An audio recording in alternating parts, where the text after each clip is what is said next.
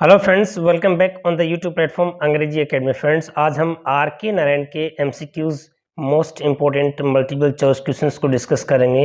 Definitely आपके upcoming exam है उसमें ऐसे क्वेश्चंस पूछे जाएंगे और पूछे गए हैं।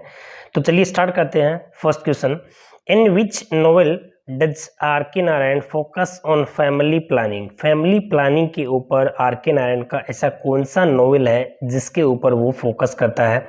The guide, mister Sampath, bachelor of arts, the painter of signs. तो फ्रेंड्स, इसके अंदर द पेंटर ऑफ साइंस है। इसमें ये जो आर के नारायण का है और इसके ऊपर ये फैमिली प्लानिंग है उसके ऊपर फोकस करता है। इसके बारे में कुछ एक्सप्लेनेशन आपको हम बता देते हैं कि द पेंटर ऑफ साइंस है वो 1976 का में पब्लिश हुआ था और ये आर के नारायण का है और Raman is the protagonist of this novel. याद रखना, कई बार आपसे क्वेश्चन पूछ लेते हैं कि इस नोवेल में the painter of science which is published in 1976 who is the protagonist of this. ये ऐसे क्वेश्चंस ही मोस्टली पूछे जाते हैं।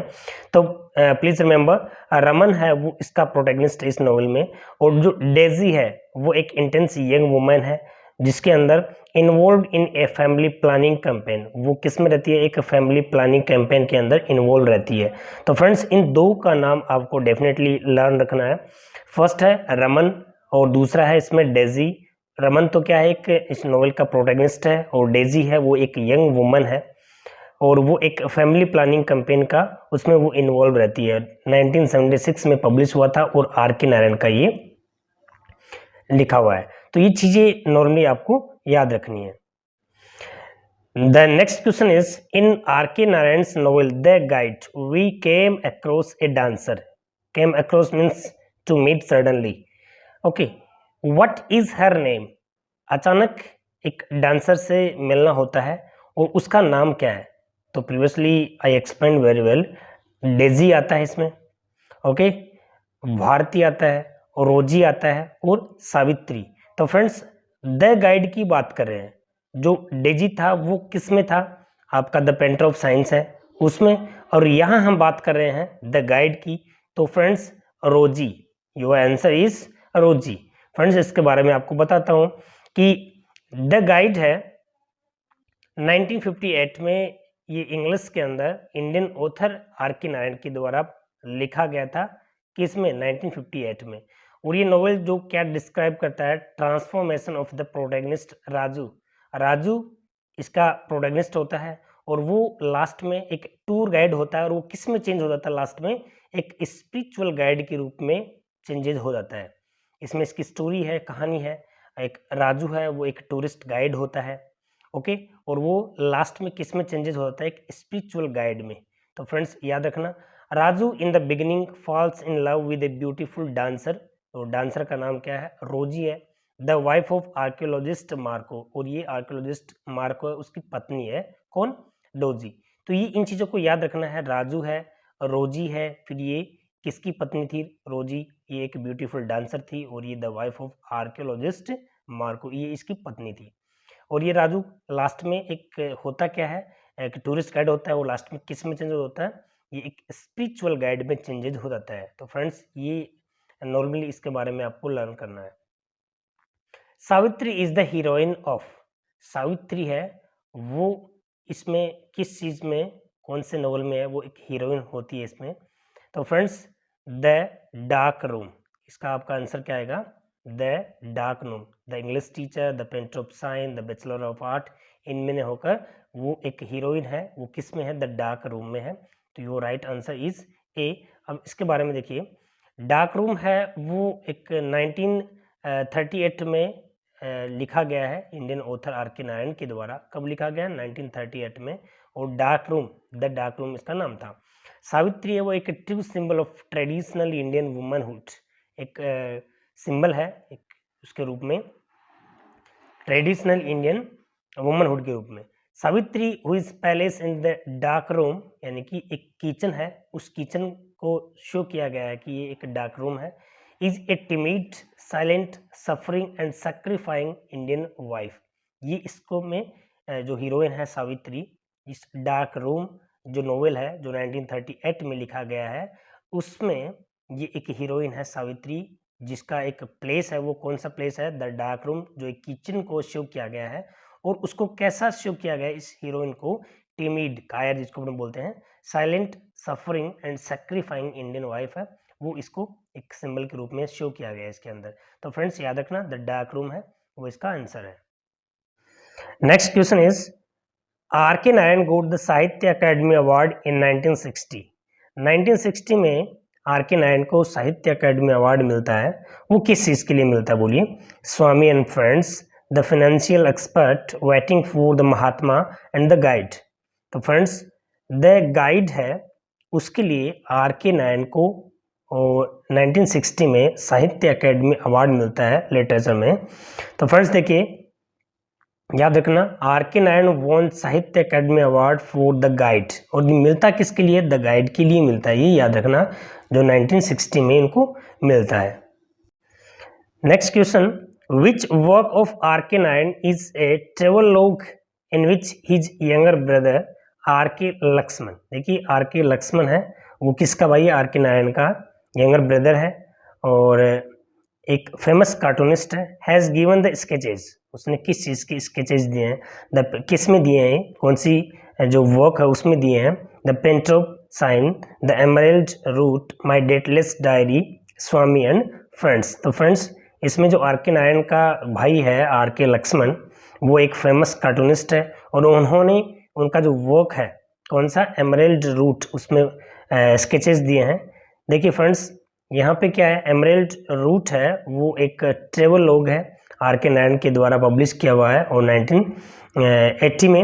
It is pseudo travel guide for Karnataka, क्योंकि इसका कर्नाटक एक प्लेस है, तो कर्नाटका के लिए ये क्या है, एक गाइड के रूप में, सुडो ट्रेवल गाइड के लिए ये किया गया है। The book is focused on local history, culture and heritage. यहाँ की ये जो बुक है, यहाँ की जो लोकल हिस्ट्री है, वहाँ का जो कल्चर है, वहाँ की जो हेरिटेज है, उसके ऊपर ये क्या करती है? फोकस करती है। Who was the first recipient of साहित्य academy award for English? English के लिए साहित्य अकेडमी अवार्ड लेने वाले पहले रेसिपिएंट कौन है? राजा राव, मुल्कराज आनंद, Bhavani Bhattacharya and are K Narayan. तो फ्रेंड्स आर के नारायण है वो फर्स्ट इंग्लिश के अंदर साहित्य अकेडमी अवार्ड प्राप्त करने वाले आर के नारायण है। तो फ्रेंड्स बाकी और कौन कौन है देखिए, यहाँ पे are K Narayan was the first recipient of साहित्य अकेडमी अवार्ड। इंग्लिश की बात कर रहे हैं हम, ध्यान रखना इंग्लिश में। तो राजा राव है वो 1964 में मिला है इनको, मुल्कराज आनंद को 1971 में मिला है एंड भवानी भट्टाचार्य है 1967 में, आर के नारायण को 1960 में। द फर्स्ट है 1960 में रिसिप्ट करने वाले।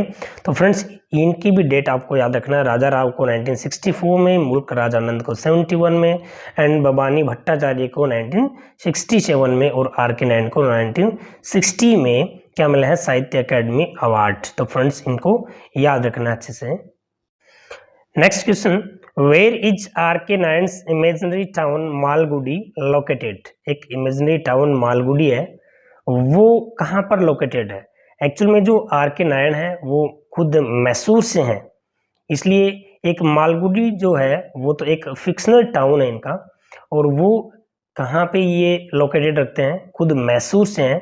तो देखिए फ्रेंड्स मैसूरी जो स्टेट है, पहले उस समय मैसूरी एक स्टेट हुआ करता था, तो वहाँ पर इसको शो किया गया है। तो फ्रेंड्स बहुत अच्छा क्वेश्चन है ये भी कि where is R K Narayan's imaginary town Malgudi. याद रखना एक मालगुडी है वो एक इमेजिनरी टाउन है, यानी कि एक फिक्शनल टाउन है, और इसको मैसूरी स्टेट के अंदर इसमें क्या किया गया है? लोकेटेड किया गया है अपने इस नोवेल के अंदर।